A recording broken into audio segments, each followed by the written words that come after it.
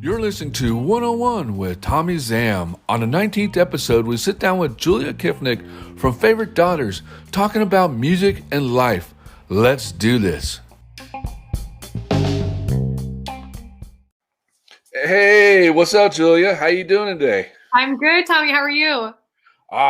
Just living the life and on the road, because I'm traveling a little bit. So I'm Oh, where are you? right now I'm staying in Pensacola, Florida. I'm Okay. I'm eventually going to make my way back to San Diego. I just kind of took a little break of California and just hit the road for a year. Nice. Yeah, so you're on the other coast now. Yep. I'm actually ready to get back to California. I'll tell you that for sure. Well, it's probably the weather's probably a lot better down there. I'm up in Montreal in Canada, and I think I'm going to go skating after this, which I'm sure is not an option that's available to you. Yeah. You must be a big hockey fan, huh? I am. Well, actually, interestingly enough, I grew up skating. I think every Canadian kid did, but I was a big speed skater. So I had lots of like favorite speed skater athletes. Didn't follow a lot of hockey. I'm from Toronto, so the Leafs aren't really it's not a team worth sticking your neck out for. That is true. I'm a Penguins fan, so I know all the Canadian hockey teams don't like us too well, Yeah, unfortunately, no. All right, well, you ready to start this? Absolutely. All right, well, since some of the viewers might know who you are and some that don't, tell us a little bit about you. Sure, yeah. So my name is Julia. I make music under the name Favorite Daughter. It's an indie pop project, so I make tunes up here in Canada. I'm originally a classically trained musician. So actually my main gig is opera, is classical music. And then I do actually my band stuff as kind of my way to keep myself sane. That's awesome. And go back a little bit. So being young and everything when you were growing up, what inspired you to become a musician? Oh, so many things. But I think probably I'm very lucky in the sense that I was born into a very musical family. So my dad is actually a singer-songwriter himself. He makes music under the name Rescue Dog. He's got some really great tunes. So he's been writing with his guitar as long as I can remember. And then my mother was in her youth a ballet dancer, and so she was a really huge fan of classical music. We grew up listening to a lot of it in my house. So as I got older, I always knew that I wanted to do music. I've always been a singer. It's always been a really great joy in my life. So as I grew up, I kind of split into two interests, right? I was like, oh, I really love classical music. And the first time I ever heard an opera singer, I was like, oh, that's so badass. If that's like the top level you can get as a singer, like that's what I want to do. But then I would listen to the music my dad played, and I started listening to a lot of indie bands when I was in high school, and sneaking out to go to punk shows and stuff like that. And I was like, oh man, this is really cool too. So I'm very lucky in the sense of I found a way to keep both in my life as an adult, in my career focus. Dude, that's awesome, man. And just to have like both parents of like being musicians and that in a way, that's kind of what inspired you to become what you are now. That's pretty amazing. Did you feel like it was pressure on you? You're like, oh shoot, my dad's songwriter and he has his own band, and my mom does this and that. And did it like intimidate you a little bit? Like, oh, I need to step up and do more, be like them, or be a little bit more different? I think that because for them it was more like, my parents are teachers, so for them it was more like, hobbies that they had in their youth that have stuck around as opposed to a way to make money. But I am very lucky in the sense of, I have a lot of musician friends that, there's that old cliche of, parents being like, get a real job, That is true. My parents were like, listen, get a degree, shape your career so you can actually make some money from it. But my parents have always said to me, someone's got to be the singer in the Metropolitan Opera. Someone's got to be, the person making music. Like if you work hard and you can be talented, why can't it be you? So I'm very lucky in the sense that my parents have always been very supportive. I did take a couple of years off after high school, and they were like, okay, well, you got to go back and get your degree. So, so I'm in my graduating year here at the University of Concordia in Montreal. I'm getting a BFA in classical voice. So that allows me I teach privately, so I have a lot of private vocal students. So that allows me to make the money I need to be able to, go out on the weekends and at dive bars and rip up the stage with no worries. Dude, that's awesome, man. I mean, that's badass to have your parents backing you up, because I mean, a lot of musicians and skateboarders and surfers and all in that that want to be other than going to like getting a 9-to-5 job and stuff. Their parents don't really support that, but to have some parents to support you to do that, that's freaking amazing, dude. Yeah, I'm very lucky. They're great. I have 2 sisters. They're all of us are artistic in some way or another. My older sister went to film school. My younger sister is an art studio, art history major. And they're like, yeah, just, put, as long as you work hard and you put your effort into it and you get educated, you're able to do whatever you want. There's nothing less valid about being a musician or a filmmaker than there is about working a 9-to-5 in a business job. You know what I mean? And the same thing with skateboarding or anything. If you put your time into it and your energy and your effort, I think there's room for everybody. Like why, as long as everyone's doing something that they love and brings them joy, there's no reason. I mean, man, there's enough room in the world. You know what I mean? Yeah, definitely. No, it's true. I mean, it definitely is. And a little bit, going back a little bit, what was it like growing up and you said Montreal you grew up in, or Toronto? Well, yeah, I live in Montreal now. I actually grew up in Oakville, Ontario. Oh wow, I never heard that place before. It's about 30 minutes outside of Toronto. It's your town bordering a big city. So yeah, I grew up in Oakville. Is if you talk to anybody who lives around the east coast of Canada or north end of Oakville, is known as kind of a very bougie, super upscale. There's a couple of like HGTV shows that run out of there with the huge fancy houses. That was not the experience that I had as a kid. So we grew up. I grew up in a 3-bedroom bungalow, beautiful house, little backyard. I did go to high school with kids who would get like, a Bugatti or something stupid for like their 16th birthday. Are you serious? Yeah. Seriously. This girl once posted she got a Maserati motorcycle for her 16th birthday, and like she didn't even have her license yet. And I bet she crashed it too, did she? Oh, totally. Yeah, I'm sure she did. So yeah, that was not the experience I had, but it was nice. It's a little town on the lake. It's a beautiful place. I love going back to visit. Would never live there. But I think most people feel that way about the way they grew up, the place they grew up. But yeah, it's I grew up. I was in church choirs my whole life. So from when I was 6 to when I was 18, I was singing. And I grew up Catholic. I grew up singing in the choir. I was into a lot of sports. I did rugby. I did speed skating. I definitely hold on. Rewind that. You did rugby? Oh yeah, dude, that's badass. Yeah, how was that, dude? I played rugby for 4 years in high school. I was the hooker, which my parents loved when I told people that as a teenager. You're like this. So what do you do? I'm a hooker. Yeah, exactly. No context. You have no smile on your face, no pressure on your face. Yeah. I'm a professional hooker.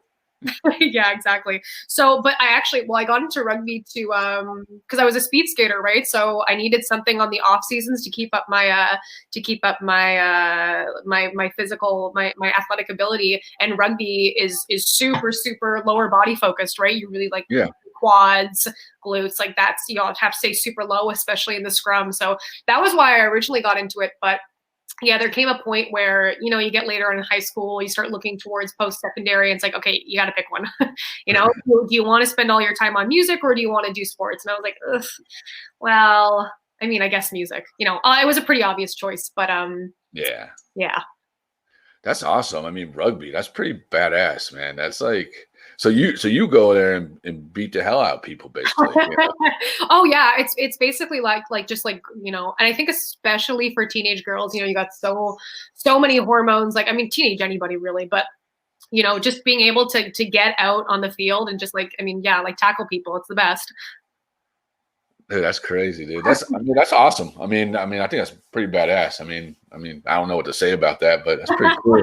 But I mean, but that's cool that you made that decision, like, you know, well, sports or music, because you're kind of like, you know what, sports are cool, but music is where my passion's at, you know? Yeah, absolutely. And yeah, when I was thinking, okay, what do I love enough to make a career out of? Because I think if you pick something that's a little bit, you know, for lack of a better word, non-traditional, you got to really put a lot of work into it. I think if you want to be a full-time musician in whatever capacity that means for you, you got to eat, sleep, and breathe music. Like there's no because there's too many people that are, you know, with less talent and more passion than you out there for you not to put absolutely all of your effort into it if it's something that you want to make a life and a career out of. No, it's definitely true. I mean, that's with anything, you know, like with, you know, sports, like you know, hockey player or being in the Olympics or being anything, you know, that's not a 9 to 5 job, you know, Yeah, like, absolutely. and you have to put your love to heart to it. Cause I mean, if you only put like one toe in there and like, oh, I can do this, but then you take the other toes out and then you're not going to be successful, you know? Yeah, it's out. Exactly. Yeah. I think if you lose your motivation, your focus, and I mean, it happens to people all the time. Like you, man, like you work in podcasts, you work with creative people all the time. It's a hard thing to maintain, you know, that creative energy. Like it's one thing to have it as a hobby, but then if you have to maintain it as your source of income, man, like it's mentally super, super hard. Yeah. It's not easy. Trust me. No, I believe it. It's definitely not easy, but so okay, so you went to college, you're going to college, high school, you were a choir, um, you know, musicians and stuff like that. It was all basically around you. So when did you what musicians inspired you? Like what like who? Like, you know, like there's some people that like say, oh, New Kids in the Block, like Yeah, I yeah. love them and that's what I wanted to do, you know? Like what inspired you? Well, who inspired you basically? Yeah, I mean, I'm sure. Listen, you talk to musicians all the time. This is a huge question. You know, I mean, we could spend the next hour on this one. I think who and what influences you is really interesting because as I mentioned, you know, as a vocalist, I come from so many different. You know, I grew up singing classical. I'm a musical theater actress. I love indie rock, and there's so many things I listen to. In terms of the music that I write specifically, I listened to a lot of indie bands in high school, like, you know, like Vampire Weekend was huge for me, one of my favorite bands. Mine too, by the way. Yeah, oh man, they're great. Neutral Milk Hotel was another, you know, band I listened to. And then as I got older, I think I was really inspired by, I was a huge Paramore fan. That's probably to this day like one of my biggest influences, Hayley Williams. Oh, she's awesome, huh? Oh, she's incredible. Have you listened to her new solo stuff? Was that? Have you listened to her new solo stuff? No, not yet. Not yet. Really good. It's yeah, I think she released it kind of right at the beginning of the pandemic when like everyone was locked inside and like no one gave a shit about anything. So I don't think it did as well as it could have, but it's awesome. But I would listen to Paramore, you know, as a emo teenager.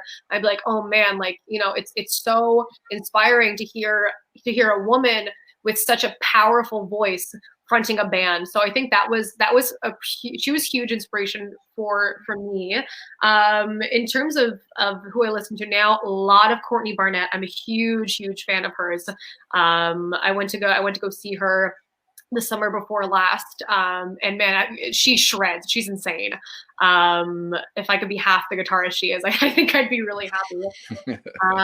Yeah, I listen to a lot of Korean. I like the Greeting Committee. They're another great band, not as well known. Another show that I've been to, one of the best shows of my entire life. Was a huge fan of the Growlers for a couple Growlers. of I like years. Growlers. Yeah. Yeah, they're great. Yeah, so it really, I listened to a lot of indie rock from kind of all across the spectrum. I thought that I could pull out but those are kind of some of the names that come to mind first off. Okay. No, there's some good bands. I mean, definitely. I mean, I listen to a lot of the Nationals and was it Box Rebellion and stuff like that. You know, I mean, I listen to a lot of hip hop too, but when I go to like more like, you know, chill mode or whatever, I'll listen to like some of that, or I'll go back to a little bit of punk, like the Tree People, or Sebado and stuff like that, you know. Yeah, absolutely. I really like. I take, I think, a lot of inspiration from. If you ever listen to any like hip hop, R&B crossover stuff, I think that I really get inspired by. I think listening to how different genres create melodies is really really inspiring for me. Just especially, I listen to actually a lot of pop, which I think is always like a little bit, you know, I think people have a lot of different opinions about pop music, and especially when you start talking to indie musicians, a lot of pretension around it. But like, man, like there's pop's like anything else, you know, there's good pop and there's bad pop. Yeah, And there is. yeah, I think that it's a lot of bad pop. You know, you listen to sometimes pop songs and you're like, it just sounds like, especially I think in the past like 5 to 10 years, like it almost sounds like it's like AI generated for radio. Do you know what I mean? Yeah. So like, yeah, I think that, but I think it's like anything else. There's good pop and there's bad pop. Yeah, So, no, and it's like that with all music and anything really. You know, there's good skating, bad skating, good surfing. You know what I mean? It's like a gender all around. You know, but it's pretty crazy. I mean, how do you feel like how the music industry going? You know what I mean? Because it seems like it's kind of like was going good back in like the early 2000s, and then now it seems like it's going to a whole like I don't even know how to explain it. You know? yeah, I think that streaming has absolutely completely, for better and definitely for worse, changed the game of live music entirely. And I think that the pandemic has really poked out the hole of that. So for example, Spotify, right? That's where my music goes. It's where everybody puts their music. The way that Spotify works is it's a pot system. So all of the people that listen to my music, all the people that pay a monthly fee, listen to my songs, it goes into like kind of like a big pot. And so Spotify takes that pot and they redistribute it out to the artists by percentage. So for example, if Beyonce gets like, I don't know, like 2% of like all the streams on Spotify, she's going to get 2% of that pot, no, regardless of like, you know, how many people actually listen to Beyonce or not. Right. Yeah. So, it makes for a system that artists cannot make money off of streaming. It's impossible. I think we've been asking for Spotify for 1 cent per stream for like the past like couple of years, and they just like they won't do it. It's insane. It's such a rip. So I mean, it sucks because everybody listens to Spotify, right? So yeah, I'm one of them. yeah. Oh no, I am too. I mean, it's super user friendly. I love making the playlists on there are awesome. It's a great platform, but the only way for artists to be able to make money is through live shows. That's really like to make like substantial money is through playing live. And when we're right now living in a climate where that's not a possibility, it makes things really difficult. I mean, you've been talking to people. It's been an incredibly difficult year for not only musicians but music lovers, because I was almost hesitant. You know, I released a single last week, and I was like, for the longest time, was like, well, do I just hold off until I can play a release show, because I can't. I don't like releasing music in a world where there's no kind of context. You know what I mean? Like, Yeah. like you're meant to come, my music that I play, I want you to listen to it and be like, oh man, like I'm going to look up like her tour dates and like, I want to go see her. Right. It's not, I think there's other genres of music. Like my little sister makes hyperpop. I don't know if you ever listened to, No, what's hyperpop? I don't even know how to describe it. It's like very, super electronic, like very kind of high energy, high pace, like distorted or like pitched up vocals. Super cool. But she makes music under the name 8485, and she's got like, I don't know, like, you know, like 50,000 Spotify like monthly listeners or whatever, because that genre of music is made to be listened to like almost entirely online. With indie rock, it's not the same, right? Like everyone, it's such a show based genre that, yeah, man, like this year has been really really hard on the music industry in general. But you know, any genre of music that is better listened to live, I think, has been particularly hard hit. And that's crazy that you guys don't get paid from streaming. I mean, that's insane. Because I figured like, you know, because I mean, it's sad to say, like, you know, going to a Blockbuster or going to a music store and buying buying a CD or a record or album or cassette tape is basically, it's sad to say, it's gone. You know what I mean? Totally. And even if you think back like 5 years, like, what did you listen to before Spotify? I listened to iTunes, right? So if I had, 7, 8, 9 years ago released my single, you would have had to pay 99 cents to listen to it. And that most of that 99 cents would have gone to me, right? Yeah. Streaming doesn't work the same way. You pay a base fee, you get access to everything. It makes more financial sense. Absolutely. Are more people going to listen to my song? Absolutely. But I'm going to make, basically nothing. I told my band, I was like, listen, if we come even close to breaking even on recording costs, I'll split it so like everyone gets a cut. But like it's not gonna happen unless you get lucky and it goes like viral, right? Like on TikTok or something. Yeah. That's crazy, dude. It's so. I mean, I don't know.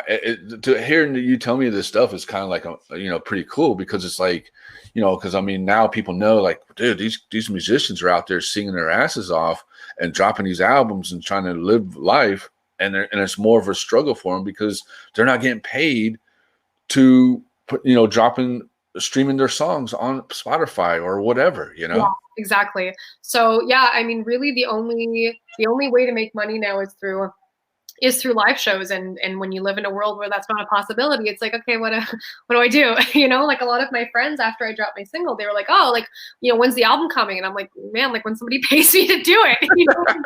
No, that's, I mean, I don't mean to laugh about it, but that's true, But it's true. I mean, I am very lucky that in Canada we have a lot of arts funding. Like I was able to get the artist development grant from Factor, which is a Canadian nonprofit that gives out grants to independent artists. So that was great because it allowed me to like make a sick video. I got to like, work with a PR team to get my song into people's hands, which is great. But there's no way that I could have afforded that out of pocket. Absolutely no way. Yeah, definitely. And so that's pretty cool. So I'm gonna go back just a second. So basically, is it different compared Canada musicians than to the United States musicians? I mean, I hate to say it like that, but I mean, is it different? I think that anytime you change places in a strictly geographical sense, you're going to get something different. So I grew up in the Toronto music scene. That music is very different from the Montreal rock scene, which I'm sure is very different from the Halifax rock scene. Anywhere is going to be different. I think that I have a couple of American musician friends.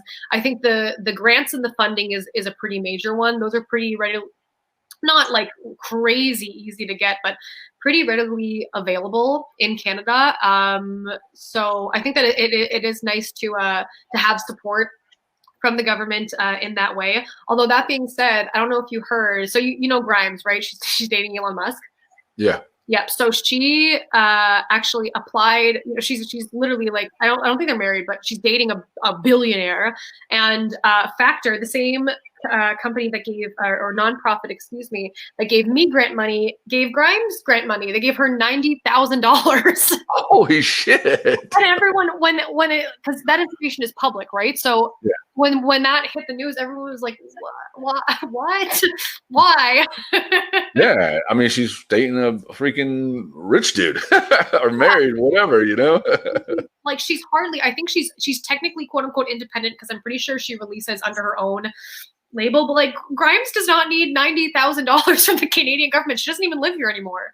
Dude, but that's just crazy. I mean, because like, so basically the music scene in Canada is a little bit more better than like, let's say, the United States music scene. I've never toured in the States, so I couldn't speak to that. And I think I'm always hesitant to use words like better, because I mean, like, what does that even mean? I think opinion is so subjective, but I do think that depending on where you are, it's maybe could be easier to get into making music. Like I started a band because I moved to Montreal. I moved here in 2017 for my degree, and it's like the band, like everyone and their mother is in a band here in Montreal. Like, are you serious? Everybody. Yeah, I mean that's why like when I first was like, come to my show, it was so hard to get people to come because like everybody's in a band. Trying to put an album out and come to my show, and so in that sense it was very, very easy to start playing gigs. Like, like pretty much any venue would take a brand new band, no problem.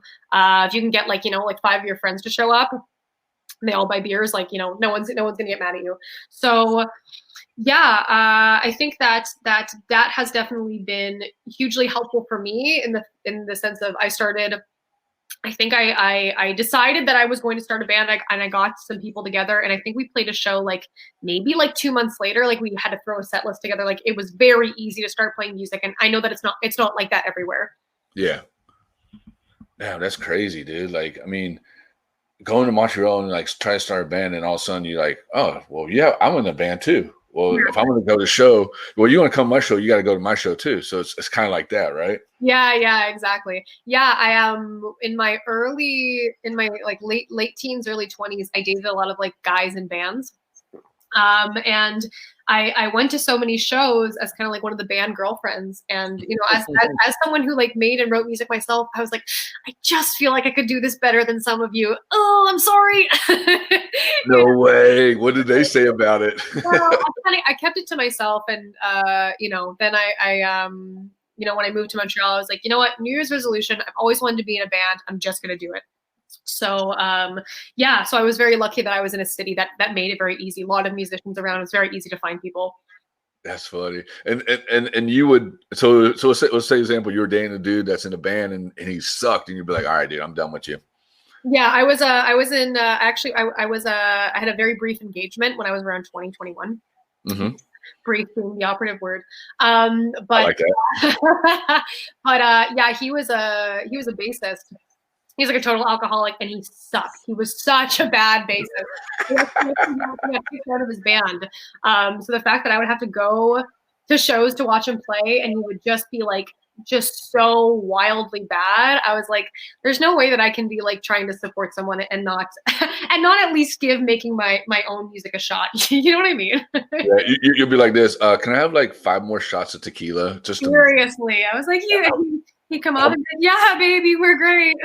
Yeah, you're great. Let me do a shot. Throw a shot back. Yeah, okay. You're killing it, dude. Yeah, exactly. That's funny. So how'd you come up with the name Favorite Daughter?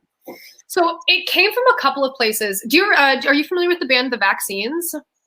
I heard of them, but I haven't listened to them yet. I think they have this really famous song called "Post Breakup Sex." It was like viral around like the Arctic Monkeys era of indie rock, like maybe like 5 or 6 years ago. Anyways, they have a song called "I Can't Quit." It was a single off of their last album, and the opening goes, hanging around, dead in the ground, dead in the water, sucking it up with a favorite daughter. And I was listening to that, and I was like, damn, I like that. I like the way that it sounded. And so then I was like, that would be a really sick band name. And I started thinking about it, and I was like, okay, I never want to pick something that means nothing. You know what I mean? So I was like, well, it's a little bit funny because I am the middleest of 3 daughters. So I was like, it's a little bit of like it's a little bit cheeky to both of my sisters for sure. But I think a big part of it was, after high school, I actually ended up taking 3 years off. I took 3 full gap years where I wasn't making a whole lot of music. I was mostly working in bars and cafes and just kind of bumming around and doing, just drinking and going to shows and not doing a whole lot. So, and I lost my connection with music for a bit. So when I went back to school and I really started integrating it into my life as a very full-time thing, it made me feel a lot less lost. And so that sense of being the favorite child, the favorite daughter, the person that everybody loves, I felt like I was like, okay, I feel like I'm starting to get that back. I feel like music really makes me feel like the favorite daughter, as it were. So it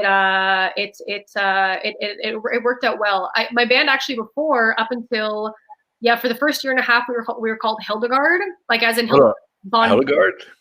Hildegard, as in Hildegard von Bingen. She was the first female composer back in the year 1000. So but there's a lot of bands called Hildegard, so that's why I ended up changing it because no one could find us.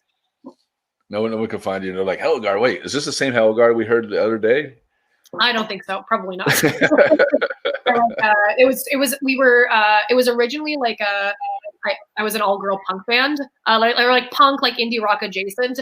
And the sound of I did a lot of yelling and stuff, and it's a very different sound than the stuff I make now. So I ended up wiping like all of our stuff from the internet. So you'd have to dig really hard to find it. Damn, hold on. So you were in an all-girl punk band, dude. That's fucking badass. Tell me about that, dude. Yeah, so that's how it started. It's well, I was like, I originally came and I was like, you know what? I think that it would be really fun to be in a band of all girls. It's probably going to be a lot less drama because again, I'd been with dudes in bands, right? And like they're like moody, they're like they get really like they fight with each other about stuff. And I was like, you know what? Let me just hang with some ladies. I think that's gonna be better. And of course, that's unfortunately not how people work. You're not good or bad based on your gender, right? So music and I think bands are just hard to maintain because it's a creative process where a lot of people have input, right? So it just ended up happening that, you know, it didn't work out with the drummer and then it didn't work out with the guitarist and the bassist had to go do something. So it actually ended up being now it's me and a bunch of guys. Yeah. And plus being a band, you have all different types of personalities and absolutely attitudes and I think a major dynamic shift too was when I first started the band. It really was a band. You know, I was the singer and I played rhythm guitar and it was a very collaborative songwriting process. And then as you know, I had to go through a couple of lineup changes. Now it's just me writing and now all the boys listen to me. So the dynamic is better. That's awesome, man. Like I think my first like female punk band I seen was L7. Oh, nice. Yeah. Yeah, that I think that was it was at like a this punk bar in Pensacola, Florida, this is where I grew up actually. Oh, nice. And then they used to have a bar here called Night Out, and they would have like it was like a punk rock bar, and I mean I saw like I said I saw Green Day when they first came out. Oh wow. NoFX, L7, Agent Orange when they first retired before they came back like 6,000 times, and oh my god. And Face to Face when they first came out. So I mean, I've seen so many punk bands, and and it's just cool. I think L7 is like my favorite like girl band to see. Oh yeah, they're amazing. I listened to them in high school. I listened to a lot of Sleater Kinney in high school. Bratmobile, all the Riot Girl movement was hugely influential for me. And in terms of getting a group of people together and playing, especially like Riot Girl, it's very, very basic chord structures. You do yelling, very basic. I love loud, messy music in that sense. Really? It doesn't have to be, crazy. I mean, like new metal and hair metal and listening to people like totally shred, that's cool too. But I think that with especially like early Sleater Kinney, early Riot Girl, listening like Kathleen Hanna and stuff like that, I think there's something very powerful about loud and messy. And I think that especially when I explore heavier sounds in my music, that's something that still inspires me a lot. It's like, I'm just gonna even if you listen to my single Long Distance, the chorus it's a high belt repeating like the same couple things over and over, and I like that simplicity of it. You know what I mean? Yeah, definitely. No, I definitely know what you mean, and that's pretty badass. I mean, and so do you, like when you go and write songs or play music, do you kind of like take that kind of way, like stuff that you find, you kind of like put that into your music, or do you kind of like mold it a different way? I think that depending on who I'm listening to at the time, you can definitely hear it a little bit in my songwriting.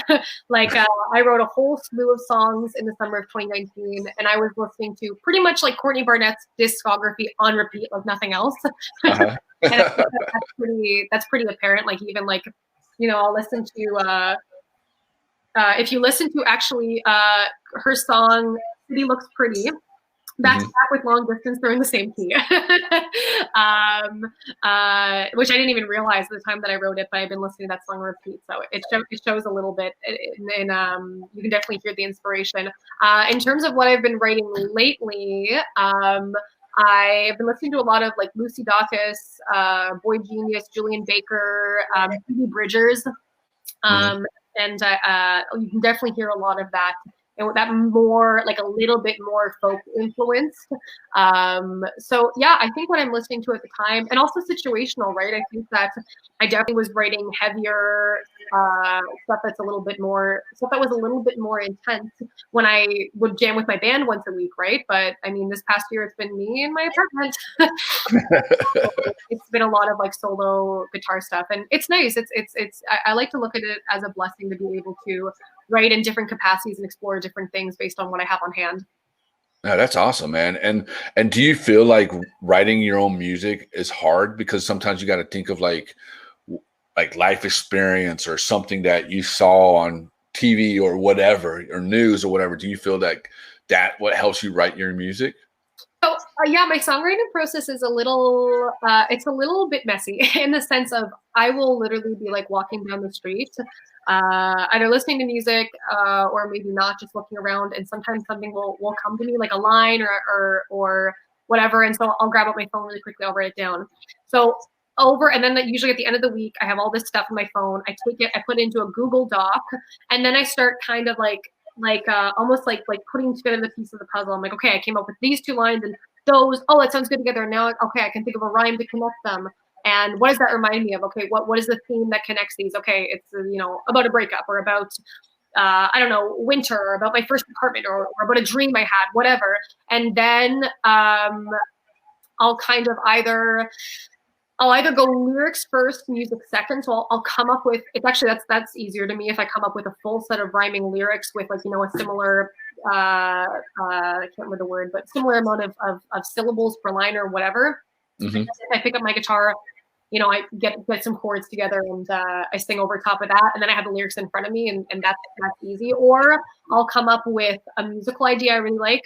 I'll pull out my interface, loop it on GarageBand, and then just kind of close my eyes and basically freestyle until something comes out that's worth using. And a lot of it is not. I have a lot of stuff that I'm like, that's not in the trash. But I think that's part of the creative process. I think for a long time, I would really trip myself up in songwriting because lyrics are really, really important to me. So I think that if I wrote something and I'm like, that doesn't it's not devastating, or like it doesn't pull anything out of me, like it's boring, I would be like, oh, okay, I'm just gonna stop and then I'll come back when something better comes to me. But I think a big part of it is just like wading through the shit a little bit. You know what I mean? Yeah. It's like I'm just gonna write something down and I'll edit it later, but at least it's there. You know what I mean? Yeah, definitely. I mean, that's pretty cool. I mean, like, I can't even write music, man. If I even tried to, and then I try to sing in the bathroom or bathtub, and I'm like, yeah, I sound great. But when I'm out singing in my car, I'm like, oh, I'm horrible. Okay, so listen. So I don't know if I mentioned this earlier. I'm a vocal teacher, right? So yeah. I have 14 students. I see them every week. I actually don't believe that there is anything as a bad singer. And hear me out. Okay, this is why. So we have these ideas of Western music that are just like anything else. We made them up. They decided in classical music back in Austria or Germany or Italy or wherever, when they were making Baroque and classical music, the hertz level that we wanted to tune everything to, so everyone was together. And it's literally something we made up. It's changed over time. And so if a very common problem, people are flat, right, or they're pitchy, and it's like, I don't like telling people as a teacher that the sound that you're making is inherently wrong. It's inherently incorrect. Like, who am I to say that to? I'll listen to a person about sound, right? My whole thing about music and singing is it's like everyone wants to improve so you can get closer to true expression. So for you, for example, it might be a pain in the ass if you're sing along to your songs in the car or whatever, and you can't stay focused and you can't really rock out because you're a little bit distracted because you can't find the note. You know what I mean? But that's the thing that's blocking you. And so if you can work towards just being able to get in the zone more, it's more of that versus than a wrong versus a right. You know what I mean? Yeah. That's pretty awesome. I mean, that you teach. You're trick or trade of everything. You know what I mean? That's awesome, dude. Because and it's a good thing too, because being a musician, being teaching kids kids how to sing and stuff like that. That's a lot of hard work. Thank you so much. Yeah, I think that it's two things. It's part of it is I love all of it so much that I don't want to give any of it up. I want to keep pursuing classical music to become a better musician. And I love acting, and I love being in shows, and I love writing my own music and playing shows. But if you want to make a living, especially in this day and age, you kind of got to do a little bit of everything. You know what I mean? Yeah. Yeah. No, Like, I definitely know what you mean. yeah, I'm sure you do. So it's kind of like you got to do a little bit of this and then pick up a little bit of that, and that's what's going to allow you to make a career of the stuff you love, right? I Yeah. don't know if we live in a world where you can just play. I mean, you know, if this is what you want, you can play in a band and just like you'll get signed by a record deal in, you know, a couple of years, like that will be your life. I just don't think it's feasible. No, definitely no. Because I mean, it's tough. You know what I mean? Like what you said before. I mean, it's you know, back to what you said before. Like it's not like what it used to be, where you sign a label, you make you make album and it goes gold and this and this and this. Now it's a new time of things where now it's all about streaming, so it's kind of hard. You know? Yeah, exactly. You know, it really is. And like, and do you have like, so have you ever told a student once, I mean, not a bad way, but have you ever been like, yeah, you need to fix yourself, or I can't help you, or anything like that? No, I definitely have had people come to me like, I can't sing at all. Can you help me? And the first major thing is to do, you know, I've never worked with someone who like absolutely cannot match pitch. No way. Like, no, I've never told someone that they're hopeless for sure. I think that it's like anything. I think that you can be more naturally adept, or you can pick up singing. Some people are just naturally better at it than others. But no, I think that every time that I hear someone sing for me, you know, a new student or whatever, I'm like, okay, I listen for the good things, the potential. You know what I mean? And I think that if you put work into something, it'll grow. No matter if you're super naturally attuned to it or not.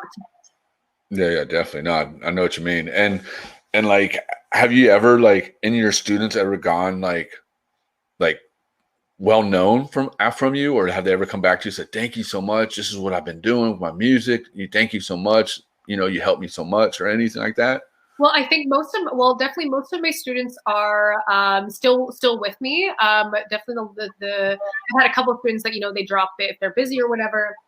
But I do, it is really nice. So for example, like over Christmas break, I put together my website. So I emailed all my students. And I was like, hey, can you guys send me, if you have time, just a quick testimonial, like just, you know, saying how we've worked together and how you've improved and stuff. And reading through that was really touching. It was really nice to, and I work with original musicians who do recording work. I work with musical theater artists. I work with opera singers, like everybody. I'll teach anything. Wow. That's awesome. So it's really nice to have a job where, excuse me, where you're making a difference in people's lives in a way that, especially during the pandemic, they can come to you. Excuse me. A little bit too much coffee. There you go. Too much coffee there. It's really nice to have a job where you're making a difference in people's week, you know, where they can show up and leave the hour feeling motivated and feeling like they're improving themselves. I think I'm very, very lucky that I have a job that allows me to do that. Cool. And you say you teach not just kids, but you also teach like professional musicians and orchestra people or singers and stuff? Yeah, so I actually teach mostly adults. I have a couple of teenage students, but most of my students are like in their 20s or older. Okay. Yeah. Have you taught anybody professional, like somebody like come to you and say, hey, look, I need some help. I can't hit this tone. Can you help me with this? I have one of my students is a recording professional. He makes music under the name I'm All Right, like all lowercase. And so he is professional. He only does, like, that's his job. Like, he records songs and that's what he does for a living. And he actually found me on TikTok because I have 20,000 followers on TikTok. I have a really large following there. Where I make singing tips, and so he found me and he was like, "Yeah, I need some help learning how to project and sing high in a healthier way." And so yeah, and now like it's really cool to like be able to hear his recordings. Even I've only been singing for a couple months, and the difference and how much easier it is for him to do his job. That's really cool. Dude, that's awesome, and that's so crazy to say. Like social media like has helped you out or help other people out with so many different things. And that's so crazy to think that, you know what I mean? Because back in the days, we didn't have that. I mean, I remember when MySpace started and everybody's like, thought that I was like God gifted gift or whatever. You know what I mean? Yeah, totally. And then now there's like so many different things like Facebook and this and this and this. And there's so many other social media things out there, but they don't work good. And now you got TikTok who's like killing it. Yeah. Are you on it? Do you have an account? No, I don't. I haven't got to that point. There's so many. I mean, I'm only on Instagram, Twitter, LinkedIn, and Facebook. That's it. Yeah. It's too much. I like it. I mean, I think I was like a lot of, mid 20s, 20 somethings. I thought it was very much an app for teenagers. And then last year quarantine started and I was like, I need something to do. So I downloaded it. I started watching it and then I was like, oh, I'll make one for fun. And then I go from there. But it's really, I was making singing tips for a couple months. No one was seeing them. And then one of them randomly blew up, got like 1 million views, like because that's how the algorithm will just pick something and just like blast it. Right. So I got a bunch of followers from that and it's good. But I find I'll make a joke and people get really offended. And it can be about anything. I mean, I'm very liberal. I'm very left leaning. I never do anything even remotely political correct, but I'll make a video making fun of I don't know, the way that a cappella singers really use their hands a lot. That was my latest one. And the a cappella community found it and they really didn't like it. You know what I say? Fuck them. Yeah. Yeah. Exactly. You're gonna get those social media trolls out there trolling around, causing. Totally, yeah, absolutely. I think that's it's I think that's one of the harder parts of being a musician and putting your stuff in public, right, and allowing people to review it and everything like that. Is you got to be. That's what people are gonna do, that's what the internet is now. Yeah, I mean, it's crazy to think that, you know what I mean, like how that controls our lives, like every day. Think about it. Everybody wakes up in the morning and first thing they do, they go stroll through their Instagram or their TikTok and for 5 hours and then get ready for their day, Yeah, it's hard. I don't know about you, I'm really trying not to pick up my phone and scroll first thing in the morning. It's it's not a good way to start the day. It just doesn't make me feel good. So I try to go and at least have my coffee first, and then whatever, I can look at Twitter. I like that. I like that how you said I try not to. Yeah. But I drink my coffee, then I'll sit there and then I'll go through it. I mean, you're on Twitter. Don't you need a little caffeine before you start looking at that? Honestly, I'm never on there. I have it, but see what I do is I have everything linked to one. Okay. So whenever I post something, it goes to everything. So I never have to do any of that. That's good. How do you do that? I'll tell you after we get off. That's going to save me a lot of time. So I'll hold you to that. Yeah, because that's what I do. Because I mean, with my site, the True Skateboard Mag site, that's connected to all my social medias. Okay. So I don't ever have to go on there. I mean, only one I have to go on to is Instagram. Amazing. That's great. And then my Instagram is connected to my Facebook. Well, we all know. There you go. And then and then double post. Sweet. Yeah. You've totally worked it out. You must be so relaxed. Your cortisol levels must be so low. No, it's not. I wish, dude, but no. I still have to go. Oh, I gotta post. There's sometimes I'm like, dude, I just want to go off the grid and just delete everything. But I was like, I can't. But that doesn't even exist. You know what I mean? That's not even possible. Because even if you wipe absolutely everything, the internet keeps everything forever. My mom used to tell me that as a teenager. She was like, anything you post, it's there forever. And I was like, yeah, okay. Even if you delete something, it's still there. You know what I mean? Yep. Yeah. So it's you'll get an email 5 days later from Facebook. Hey, you got 2 more days until your account's deleted, and you're like, okay, I'll bring it back. Exactly. Yeah. They damn it, dude, you got me again. Damn it. Yeah. Trust me, there's times I have deleted my Facebook a couple of times. I'm like, dude, I'm so over this crap and these people. And this. I mean, I don't like talking about politics, but I mean, it's just politics, people, and I'm just like, me personally, I will say one thing, I don't follow any of that. People say, for example, I was down south while traveling with my dog, and this guy I haven't seen forever, he came up to me and he's like, oh, who are you voting for? And I'm like, myself. I mean, Like, honestly, I'm gonna go to the poll, and when I have the other on the bottom, I'm gonna put my name and see what happens. I've been doing it for years, and I haven't became president yet. And he flipped, dude. I was just like, look, dude, I am neither. You know what I mean? I am who I am, Yeah. and there's things I don't agree on, and there's things I do agree on. And you know what I mean? Like, we have our rights to what we want to do, you know? Absolutely. Yeah. And I really feel for, I mean, I think one of the great things about being in Canada is that we don't have a two-party system, right? We have a number of political parties. So what you get is a much less polarized kind of way of looking at politics. So I'm really grateful that that's something that we have up here. That's pretty awesome to have that, you know? Yeah, it's great. I think even if you guys down there added like one more party, just one more, and maybe, you know what, maybe it could be you. It could be Oh, I think we freaked out. I think the whole everybody over here be like, "Whoa, there's a third party. What's this?" Yeah, exactly.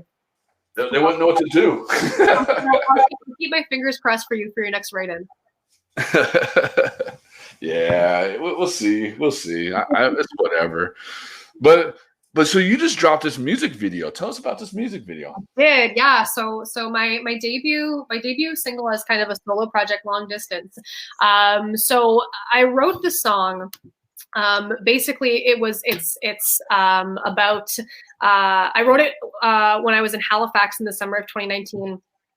And I had been on the phone with my girlfriend at the time, and we had just gone off the phone, and I was really frustrated. We were in the middle of a pretty long. I think we were doing long distance for maybe like 5 months, and we weren't communicating well. We would call each other to check in. And it would just be like, how you doing? What did you do today? Like, how's the weather? Great, good. Like, really, really, and you could sense that like it's something was like bubbling below the surface, and it was. We ended up breaking up that year, but so I wrote this song about that feeling of like trying to keep up appearances and everything's fine. So I knew that I wanted the music video to reflect that kind of like everything's cool, but like something's off.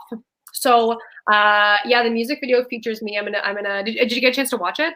Oh, I love it, dude. I'll give you my opinion on it, but I'll let you talk. Yeah, absolutely. So yeah, it's me in a suit. So when I came to my director, who's my friend Sasha, she makes music under the name Sasha K. She's incredible. One of my huge influences. Also a very multi-talented person. She does screenwriting and directing and made this incredible music video that I'm so stoked on. But I came to her and I kind of told her my ideas, and what we ended up coming up with was, so yeah, I'm in a suit and I'm running and we toyed around. I'm going to be carrying a briefcase or whatever. Am I going to be like putting the suit on? And we're like, no, that's business, right? So I'm in the suit and at first I'm running and everything's fine, and then I start putting on makeup. So again, that kind of feeling of like getting ready for work and putting on your suit and putting on your makeup, but it's off because it's all clown makeup. So I like smear all this white paint on my face and put on all this messy lipstick, and then I run down to the water. And actually, this is a little fun fact: the original plan was I was going to jump in. No, you should have. Yeah. Well, here's the thing, Tommie. I live in Montreal, and this was filmed in late October, early November, and it was freezing, and you can even see in the video the wind was crazy. It was insane. It was like blowing my hair all over the place. And we got to the location, and we didn't have. I mean, like it's DIY, right? Like I had a, and it was because of COVID. I had a very small crew. Everyone had to be masked and stuff. And we got down there, and my director was like, "You're not jumping in," because I'm a very strong swimmer, but I probably would have drowned. So, anyways, I ended up just looking off into the distance, very sad. It cuts to me at the end in the shower, washing everything off, which I think is it can be interpreted a couple of ways, either as like getting ready to do it all over again, or as in like washing off and cleansing yourself of the shittiness. That's actually what I got when I saw the end of that. I was just like, dude, that's fucking awesome. Thank you. Okay, so I'm curious to hear your thoughts. I thought it was awesome. I mean, long distance. It was, to me. I mean, we've all been through long distance. You know what I mean? We all, from being 14 to 45 to 50 to 60, whatever age we are, we've all been through long distance relationships. And that song, to me, it meant a lot because when I was young, I don't know, like middle school, high school, something. I was in a long distance relationship, but it was tough. It is really tough. Yeah. Whenever I hear people now, oh, I'm in a long distance, I'm like thinking in my head, it's like, it's not going to last. It's very rare that long distance relationships actually last. Yeah. And it's a tough thing. And your words and everything what you said, it was so true. You know what I mean? And it made me like, wow, that's so true. And then when you got to, like you said, when you got to the end and when you're washing your face, water's going down your face, all that makeup, to me, that's what it felt like. Yeah. Exactly what you said. It just felt like you looked off in the distance, like, like it's time to move on. This is it. You know what I mean? Like I'm running after you and I'm doing what I can for you to keep this going. And, and I can't do it anymore. So you're looking off in the distance, like it's time to move on. And then at the end, when you're washing your face or the water down your face, it's like kind of like what you said, cleansing yourself. You're letting yourself go and time to move on. Yeah, exactly. Yeah, you got it. You're like, whoa, you actually did watch it. Yeah. Well, I think that definitely. I've heard from a couple people that the lyrics and all the imagery and stuff was very resonant for them in terms of having experience being in a long distance relationship, and that's, I think, more than anything, more than wanting to make any money or like wanting to be famous or like wanting people to know who I am. That's what I want when I make music. When I make any kind of art, I want people to see themselves in it. It's not about me, and I'm always very cautious of that in the way that I write, is that I want people to be able to project themselves. I think about like when I was in high school and I would listen. Do you remember when you were in high school and you listened to music? I've never felt that excited about anything in my entire life. I wish I could get that back.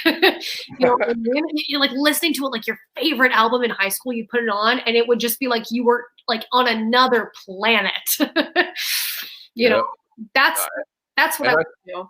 Yeah, and I still get that, even when I listen to like some Wu-Tang 36 Chambers, it brings back the memories of me, back in the days when I was like out of high school, you know what I mean? Like there's music, and I'm very inspired by music because it means a lot to me, and it has a lot to do in my life. Even with skateboarding and music goes together so good, no matter what, and with surfing, anything else. I don't want me to say just skateboarding, but it goes good with everything. And so when I was growing up, I always looked at music as a way to reflect my life and how my life reflects to music, and the crazy thing is too, I do the exact same thing with movies. So when I watch movies, some of the movies I watch will have a meaning of something that means something in my past or my life or something, Yeah. So yeah, it's crazy. Absolutely. And I think that's what makes for powerful art, right? Especially if you have, like you said, like a movie or an album that you listen to and it just transports you back to that time. Like when I would play my single live, I would still feel that anger and that resentment and really kind of build up, and it's almost like acting a little bit, or you feel the same things in the same place. Like, even when I play that song, I practice at home, I play it acoustically or whatever. If I like close my eyes, I feel like I'm still back in like, that the apartment that I was in when I wrote it. That I was renting.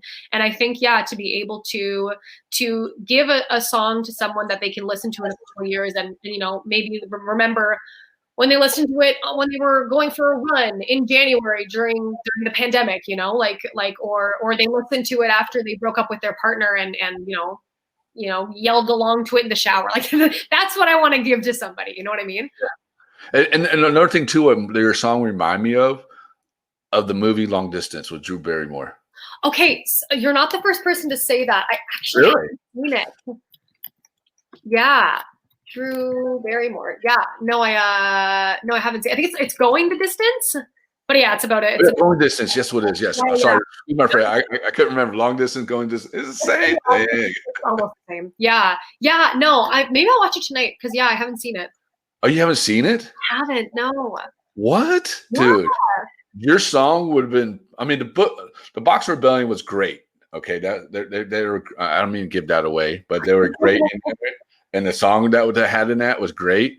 But if your song would have been perfect for that, or some way been good for that for that Thank movie. you. Well, I mean, it came out like over 10 years ago. Maybe they'll do like, the movie industry is all about remakes. So maybe they'll, I hope not. I hope not, because you have to watch that. Going Distance, you have to watch it. It's such a great movie. If you would been in, any viewers, they have not seen it, you have to see it, because if you've been in a long distance relationship, that's a movie that like I thought was a great movie. I even downloaded it on and bought it on my Vudu, and I watch it here and there. It's such a good movie. Yeah, I'll have to check it out. I can't tell you any more about it, but that's it. Sweet. I won't even watch the trailer. I'll be completely surprised.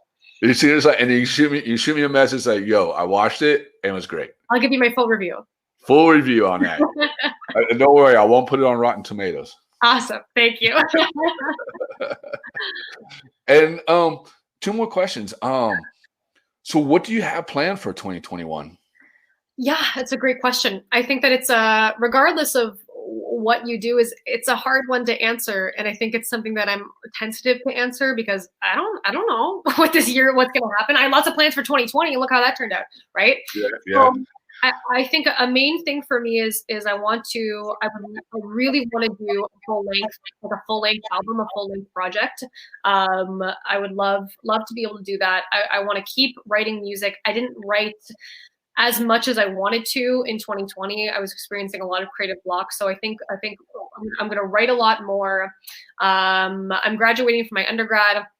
So I think just taking all of the experience and everything that I've learned about composition and really trying to apply that to really create a sound for my music that encompasses, all the stuff that I love to do in a really cohesive way. So I think I'm applying for more grants. So if I get more grant money, I'll be able to get some recording done before the end of the year. And I think 2021, I'd love to just play just one live show, just one.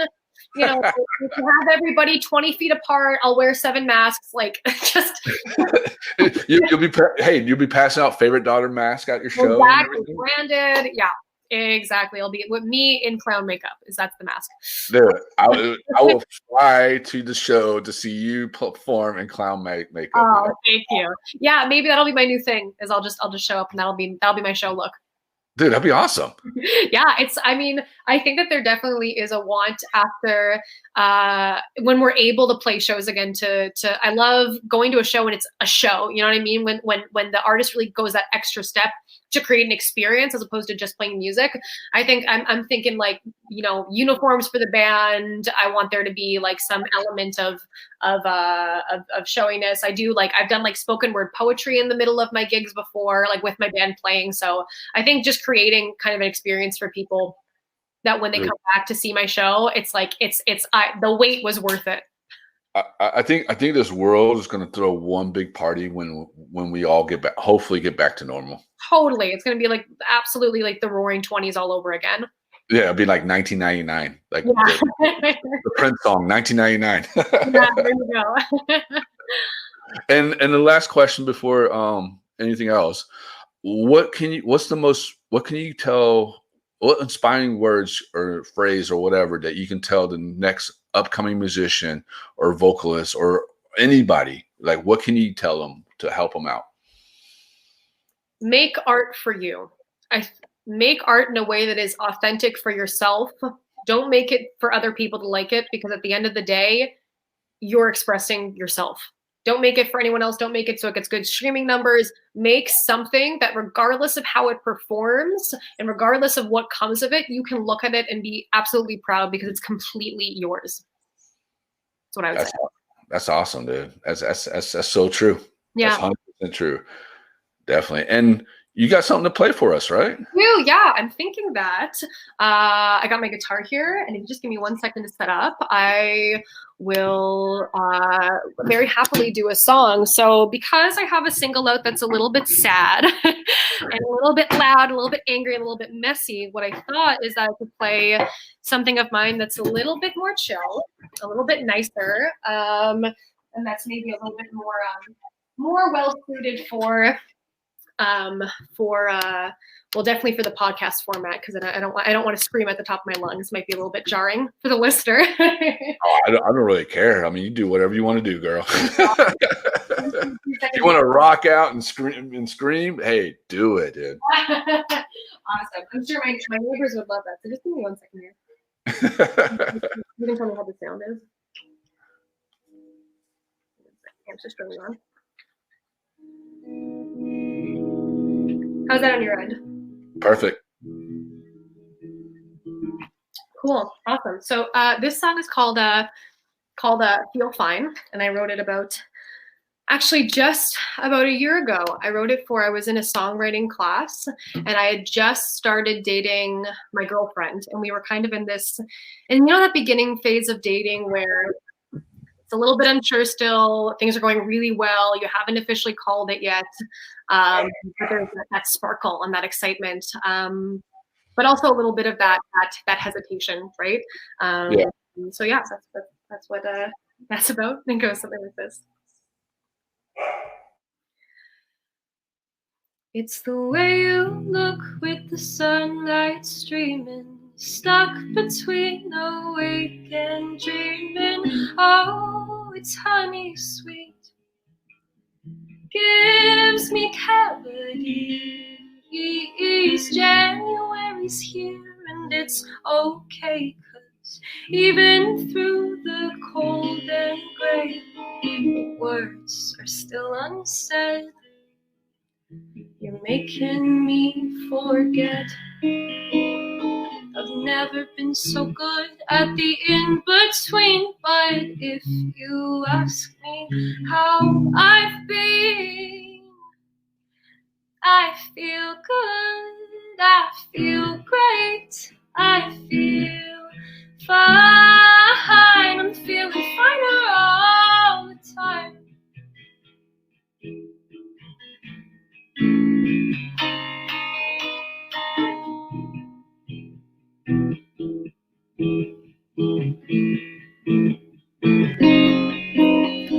Seeing you in funny places, look for you in passing faces, and I don't want to overstep, but I've been sleeping better since we met.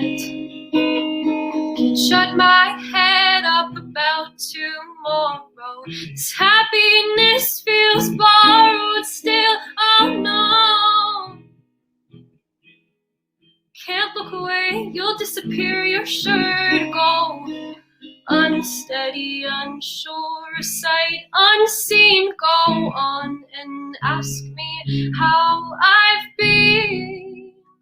And I feel good, I feel great, I feel fine, I'm feeling finer all the time.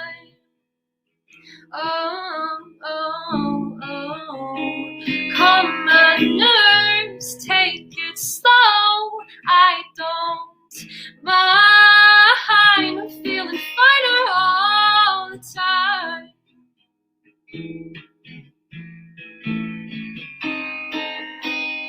My heart's barn doors are swung wide open, abandoned homestead.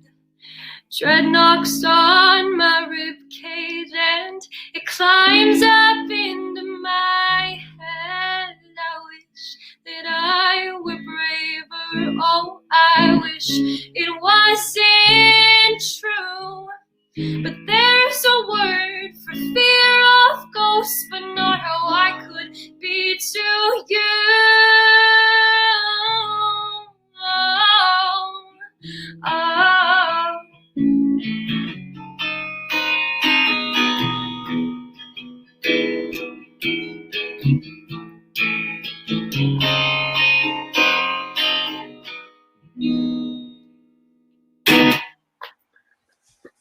That was a fucking amazing, dude. That was you have such a beautiful voice, dude. Thank you so much. That was amazing. And one thing, where can the viewers find you? Absolutely. So you can find me if you want to listen to my music. Favorite Daughter on Spotify. Really important. Favorite with a U. FAVOURITE. We are up here in Canada. Otherwise, you can find me on Instagram at Fave Daughter Band. And same thing on Facebook. Favorite Daughter. Favorite daughter on Bandcamp, all over the place. As long as you spell it the Canadian way, you'll find me. Well, Julia, thank you so much, man. And you have such a beautiful voice, and I'm so happy for you for what you're doing for the music scene in Canada and for anywhere else. And and like I just wish you the best and luck in whatever you do, touring, whatever. Like, dude, you have amazing voice. Thank you so much for coming. No, thank you. Thank you so much for having me. This was really a blast. I really appreciate it. All right, cool. Well, you take care, and we'll talk soon. Thank you. Sounds good. All right, bye. Take care.